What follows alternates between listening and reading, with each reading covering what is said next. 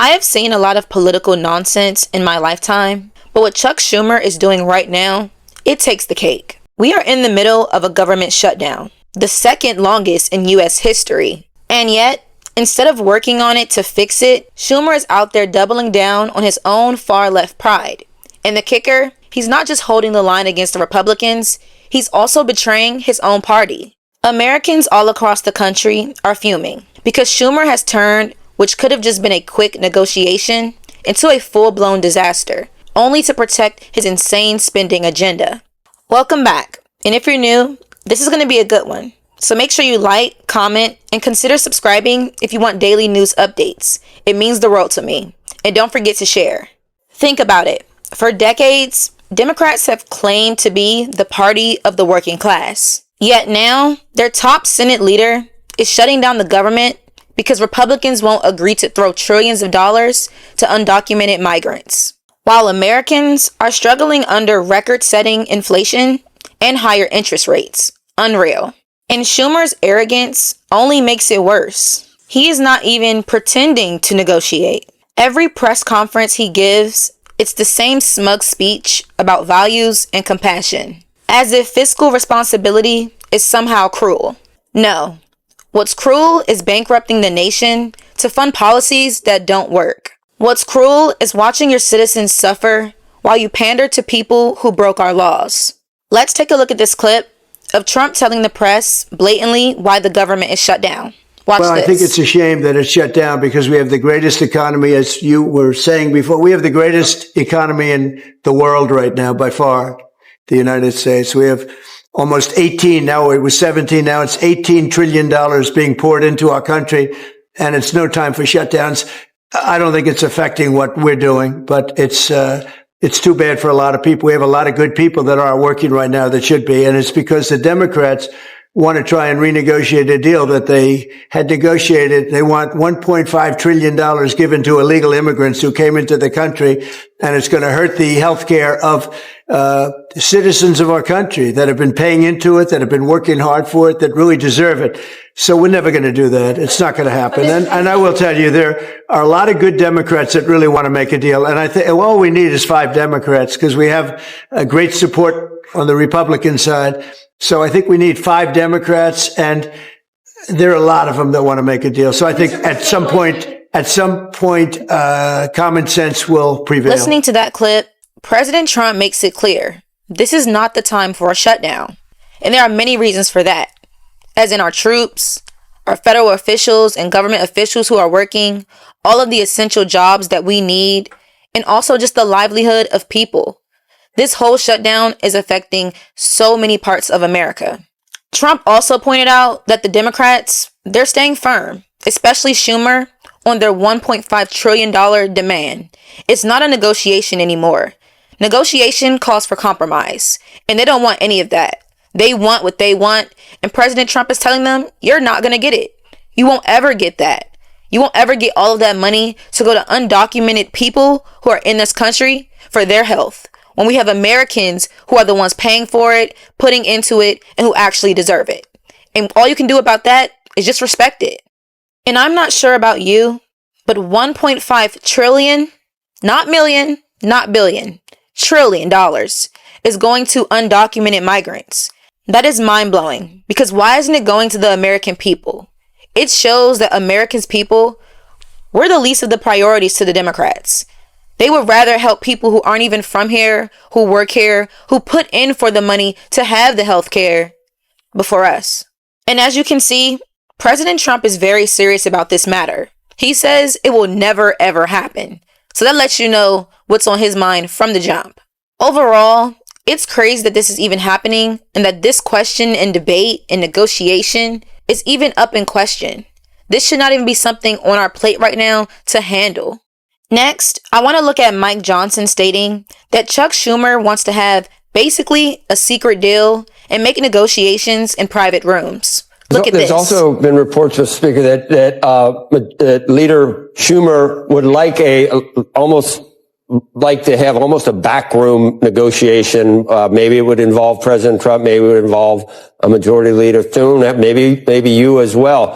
To just get a couple of things out, not the whole 1.5 trillion, all the things that you outlined, but maybe just the Obamacare enhanced subsidies.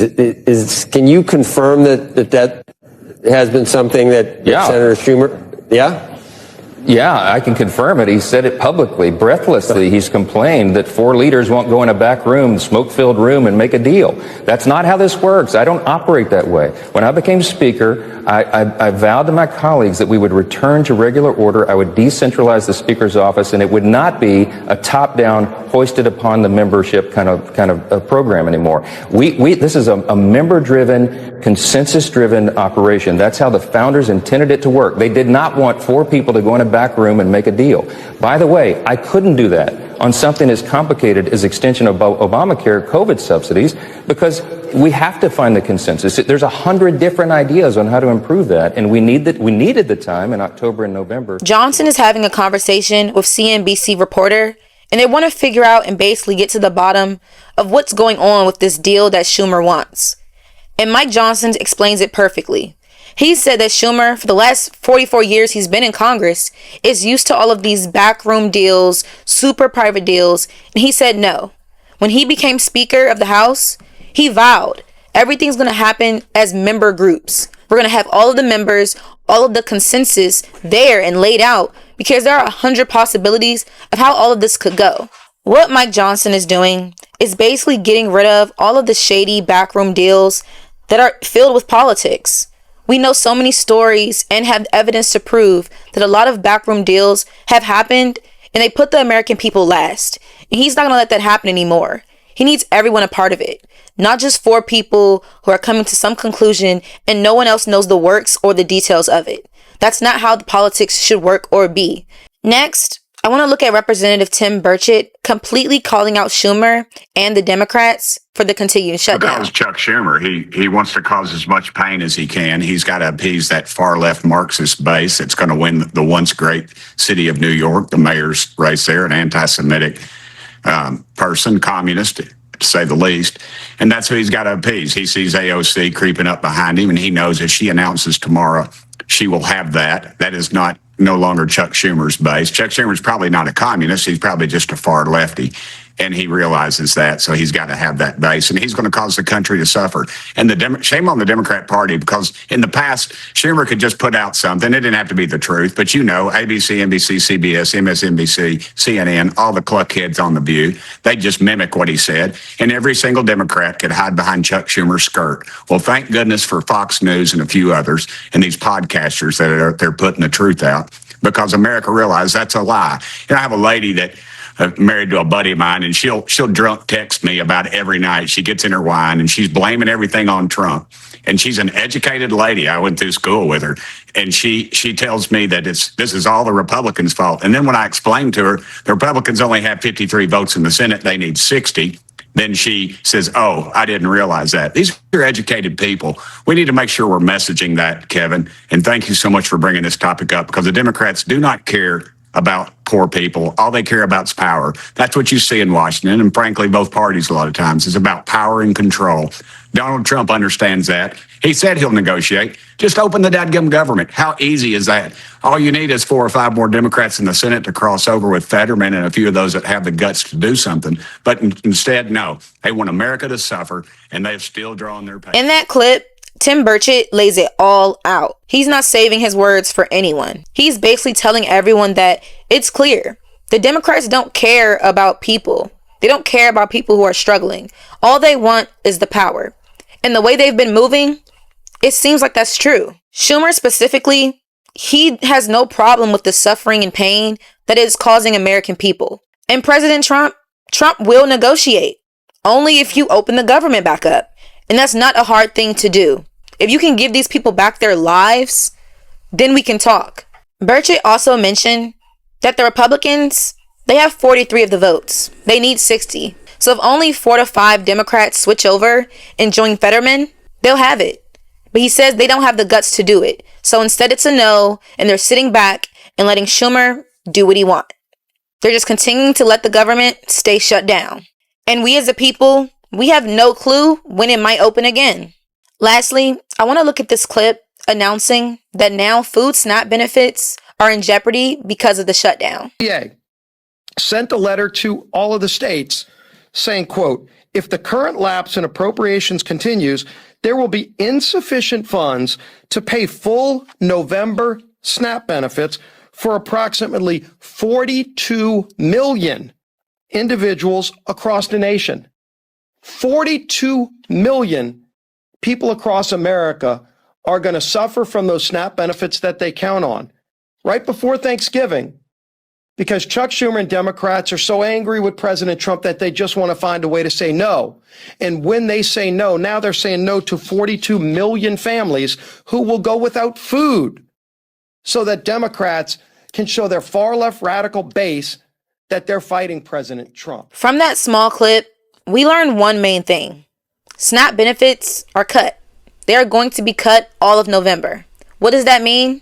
That means that 42 million families won't be able to have food for their families. A lot of the lower and middle class people need these SNAP benefits for their life, to feed their children. And why is it all happening? Because the Democrats and Chuck Schumer, they want any reason they can find to say no to Trump. The Democrats are angry at Trump, so they're taking their anger out on the American people. And if this continues and it actually goes through and lasts, the Democrats are going to make a lot of Americans very angry. All of these games just to say no, all of this bickering back and forth just to prove that they have power, that they can stop something if they don't want it to happen. But we're the ones on the brute end of it. All of them, they're still getting their paychecks. Everyone else, they're not getting their paychecks, and now they're also not getting the money they need to buy food, to sustain themselves and their families. So thank you for watching, and I'll see you next time on KW Lawholic.